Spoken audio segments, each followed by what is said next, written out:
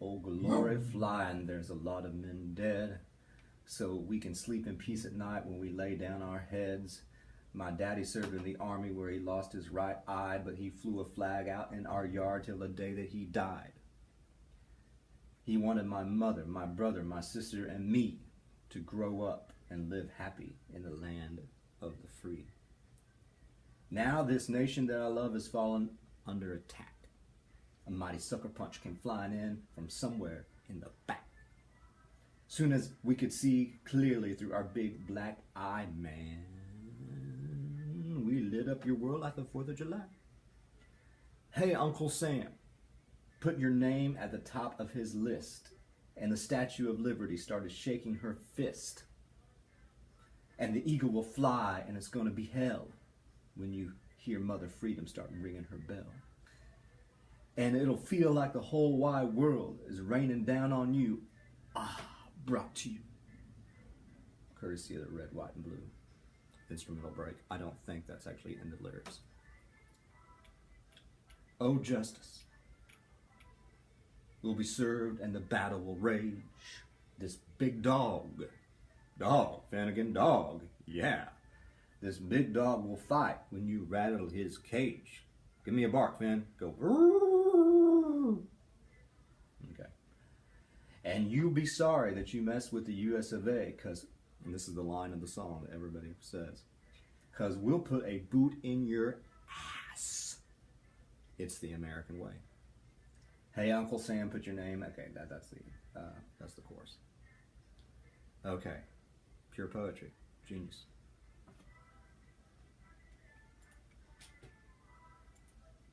Back to the PowerPoint. Now, again, I'm using this as an example, and so come on, you can do this.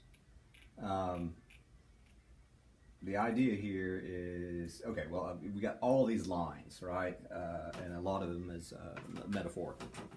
So now this nation I love has fallen under attack. A mighty sucker punch came flying in from somewhere in the back. So sucker punch is the vehicle metaphor for the attacks during 9/11. And then, of course, all the connotations of a sucker punch coming in, that we unexpected, cowardly. Some of this sort of gives a sense that's like a country western bar or something like that. It's a big saloon. Our world is a saloon. Isn't that Shakespeare? In any case, all the world is a saloon. As soon as we can see clearly through our big black eye, metaphor, vehicle, foretender, big black eye, the destruction during 9/11. We lit up your world like the 4th of July. So 4th of July fireworks become a metaphor for bombs. Also, justice will be served and the battle will rage. This big dog will fight. Who's the big dog? The United States. When you rattle his cage, and America is a male and a dog. And you'll be sorry that you messed with the US of A, because we'll put a boot in your ass. It's the American way. Boot in ass is a metaphor. It's a figure of speech. It is a vehicle for the tenor of basically military action and all the, I guess, the baggage that comes along with the idea of sticking a boot in one's ass. It gives you a certain, it's humiliating, I would guess. It probably hurts. But, okay, so how can Toby help us with our speeches, but also our papers? And then this whole idea of music. I mean, I'm creating a metaphor. I want your speeches to be like a song. That's more of a simile, but I do want you to use metaphor. I want you to use figures of speech. One of the things that I always encourage folks to do is to think about how can you use a particular, well, let me go back. Remember that for both your letter and for your speech, everybody is using the same organizational structure, the motivated sequence. So you have 3 main points in the speech, and then 5 paragraphs in the letter. You have for the main points, there's a need to change what's going on right now. here's your satisfaction or your solution, your proposal, and then third, here is the visualization, what will happen once we implement this particular thing. How could you use a metaphor to help shape or frame each of those ideas? Here is the need. It is this is too cliche, but it's a cancer on our society. We use a lot of disease metaphors and seasonal metaphors. This problem is the cold winter that we must endure before the renewed blossoms of spring.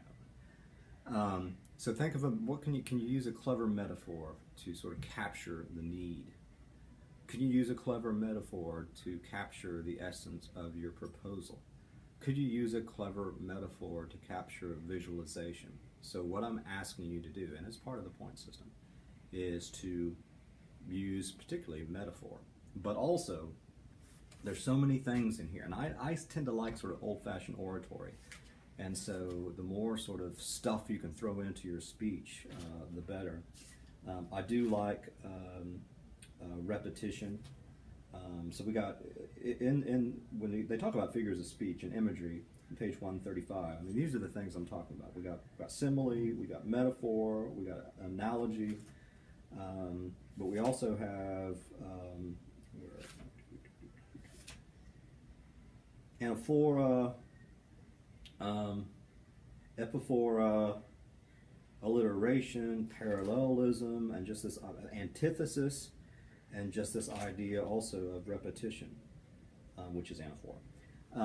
So I would highly encourage you to use those in clever ways, particularly for your speech. Now, next thing, sorry. Big point. Oh, I just made that big point. Okay. Can my letter be a song as well? Not so much. Here's the thing. For the letters, I mean, you could still use some stuff, but they need to be a little bit more professional, a little bit more conversational. Conversational, but it's a letter. It's not as flowery. Does that make sense? Speeches,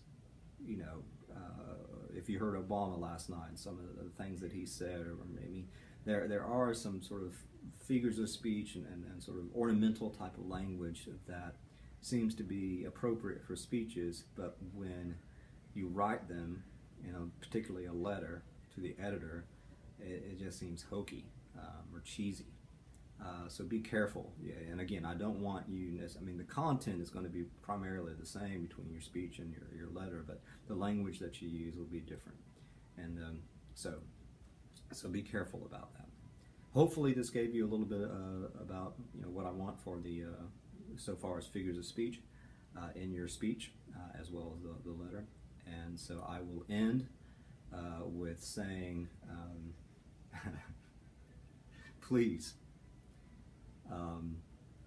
Never ever put a boot in somebody's ass. That's just wrong. Okay, I'll leave it at that.